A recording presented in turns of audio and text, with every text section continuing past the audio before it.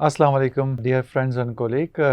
आज से हम एक नए सिलसिले का आगाज़ कर रहे हैं और इस नए सिलसिले में हम डायबिटिक फुट के प्रॉब्लम्स के बारे में डिस्कस करेंगे। डी फुट इंटरनेशनल ने कुछ इंफॉर्मेशन कार्ड्स, जिनको इन्फो कार्ड्स कहते हैं, मुख्तलिफ डायबिटिक फुट के प्रॉब्लम्स के बारे में बनाए हैं। इन इन्फो कार्ड्स को saving link Pakistan and Baqai institute of diabetology and endocrinology ने एक जगह कंपाइल किया है, इस ताकि एक क्विक रेफरेंस के तौर पे आप अपनी डेस्क पे रख के इसको यूज़ कर सकें। और इनमें वो सारे इन्फो कार्ड्स मौजूद हैं जो कि डी फुट इंटरनेशनल में बनाए हैं। हम हर 2 हफ्ते बाद एक नए इन्फो कार्ड पे और एक नए प्रॉब्लम पे डिस्कस करेंगे। जी दोस्तों, आज पहला इन्फो कार्ड डिस्कस कर रहे हैं और ये इन्फो कार्ड जो है वो उन लोगों के बारे में है जिनको अभी फुट के ज़ख़म नहीं हुए हैं और लेकिन उनको होने का एहतमाल मौजूद है। हर उस मरीज़ को जो कि डायबिटीज़ है, जिसको उसके लिए ज़रूरी है कि आप 3 बातें उसकी हिस्ट्री में पूछें और 2 बातें उसकी एग्ज़ामिनेशन करें। नंबर 1 बात जो है वो ये पूछा जाए कि क्या उस मरीज़ को पहले ज़ख़म हो चुका है या नहीं। दूसरी बात जो इम्पोर्टेंट पूछने की है, क्या पाँव का कोई हिस्सा एम्पुटेशन हुई है उसकी या नहीं हुई है। तीसरी इम्पोर्टेंट बात है कि उसका किडनी का स्टेटस देखा जाए कि क्या उसको एंड स्टेज रीनल डिजीज़ है या नहीं है। तो ये 3 अहम बातें तो पूछना लाजमी है। चौथी बात जो इम्पोर्टेंट है, जो कि 2 एग्ज़ामिनेशन आप करेंगे, उसको एक एग्ज़ामिनेशन जिसको कहते हैं LOPS यानी कि लॉस ऑफ प्रोटेक्टिव सेंसेशन, इसको देखना। इसका मतलब है कि आप बेसिकली ये देखना चाहते हैं कि क्या मरीज़ को महसूस करने की सलाहियत है या नहीं है। तो इसके लिए आप मोनोफिलामेंट से भी कर सकते हैं, एप्सिस टेस्ट कर सकते हैं, स्क्रीनिंग।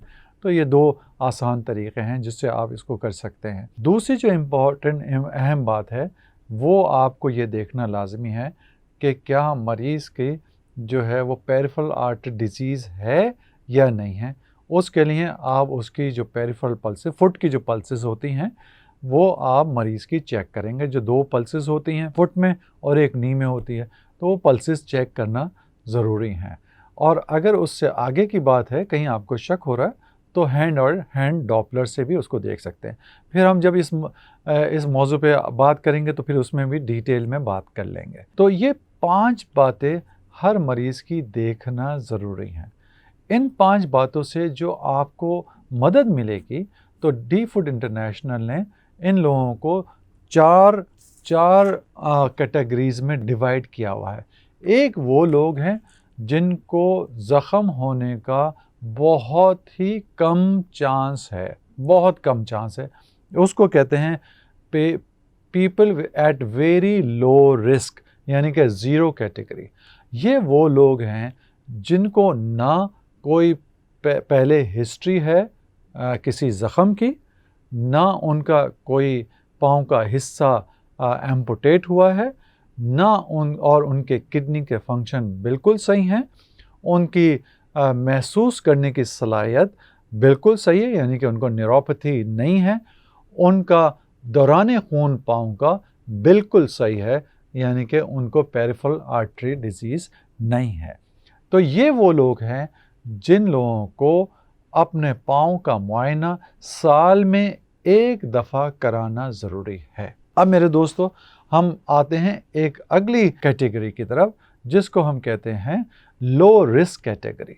लो रिस्क कैटेगरी में वो लोग आते हैं जिनको या तो पाँव सुन्न हो, यानी कि उनको महसूस करने की सलाहियत ना हो, यानी कि न्यूरोपैथी हो, या उनके दौरान खून पाँव का कम हो। तो उन दोनों में से कोई एक अगर हो, और इसको कहेंगे कि ये लो रिस्क कैटेगरी में, यानी कि इनको होने का एहतमाल ज़रूर है और इन लोगों को साल में 2 दफ़ा चेक कराना चाहिए, यानी कि 6 महीने में ایک بار اپنے پاؤں کا معائنہ کرانا ضروری ہے۔ جو نیکسٹ کیٹیگری ہے اس کو کہتے ہیں ماڈریٹ رسک یا کیٹیگری 2، یعنی ان میں وہ لوگ شامل ہو جائیں گے جن کو محسوس کرنے کی صلاحیت نہیں ہے، یعنی کہ ان کو نیوروپیتھی ہے، جن کا دوران خون کم ہو گیا ہے، یعنی کہ ان کو پیریفرل آرٹری ڈیزیز ہے۔ تو ایک تو وہ لوگ ہو گئے۔ دوسرے کون سے لوگ ہیں؟ جن کو نیوروپیتھی ہو اور ان کے پاؤں کی شکل چینج ہو گئی ہو، یعنی کہ ان کی ان کو ڈیفارمٹی ڈیولپ ہو گئی ہوں پاؤں میں، تو دوسرے وہ لوگ ہیں جو کہ اس کیٹیگری میں آ جائیں گے۔ تیسرے کون لوگ ہیں؟ تیسرے وہ لوگ ہیں جو ان کو پیریفرل آرٹری ڈیزیز ہے، یعنی کہ دوران خون ان کا کم ہونے کے ساتھ ساتھ پاؤں کی شکل یعنی کہ ڈیفارمٹی موجود ہیں۔ تو یہ وہ 3 قسم کے لوگ ہیں جن کو اس کیٹیگری میں رکھا گیا ہے، اور ان لوگوں کو پاؤں کے زخم ہونے کے اچھا خاصے چانسز موجود ہیں۔ تو اس لیے ان لوگوں کو، ایسے مریضوں کو جن کو ڈائبٹیز ہے اور یہ پرابلم 3 قسم کے لوگ ہیں، ان لوگوں کو ہر 3 مہینے پہ اپنے پاؤں کا معائنہ کرانا ضروری ہے۔ اور ایسے لوگوں کے لیے پھر تھراپیوٹک اور اپروپریٹ فٹ ویئر دینا ضروری ہے، جو کہ ہم اگلے انشاءاللہ اس میں بات کریں گے۔ اس سے آگے کی جو کیٹیگری ہے جس کو ہائی رسک کیٹیگری کہتے ہیں، اور کیٹیگری 3، تو اس میں وہ لوگ شامل ہیں جن کو پہلے ہسٹری ہو چکی ہے، یعنی کہ پہلے ان کو زخم کوئی ہو چکے ہوں پاؤں میں، یا ان کے پاؤں کا کوئی حصہ ایمپوٹیٹ ہو چکا ہو، یا ان کا جو کڈنی کا فنکشن ہے وہ اینڈ اسٹیج رینل ڈیزیز کے زمرے میں آتا ہو، یا پھر ان کو فٹ کی ڈیفارمٹی ہے، شارکو آرتھوپیتھی ہے۔ تو ایسے لوگوں کو ہائی رسک، ان لوگوں کو سب سے زیادہ رسک ہے زخم ہونے کا پاؤں میں۔ تو ایسے لوگوں کو جو ہے وہ ہر مہینے 1 سے 3 مہینے پہ ڈاکٹر کو اپنے پاؤں کا معائنہ کرانا ضروری ہے۔ اور ان لوگوں کے لیے تھراپیوٹک فٹ ویئر جو ہے، جو کہ مریض کے پاؤں کے حساب سے، اس کے پریشر کے حساب سے، اس کی شکل کے حساب سے دیے جاتے ہیں، وہ دینا ضروری ہیں۔ باقی جو 2 کیٹیگری ہیں جس میں ایک لو رسک آ جاتا ہے اور ایک ماڈریٹ رسک والے لوگوں کے لیے آپ کو اپروپریٹ فٹ ویئر دینا ضروری ہے، اور جبکہ جو ویری لو رسک ہیں وہ کمفرٹ شوز اور کمفرٹ سینڈلز یوز کر سکتے ہیں۔ دوستو، یہاں پر ہم اس ایپیسوڈز کا اختتام کرتے ہیں۔ انشاءاللہ اگلے ایپیسوڈز میں ہم آپ سے ڈسکس کریں گے کہ ڈائبٹیز کے مریضوں کے لیے جو اس رسک کیٹیگری میں ہیں ان کو کس قسم کے فٹ ویئر پہننا چاہیے۔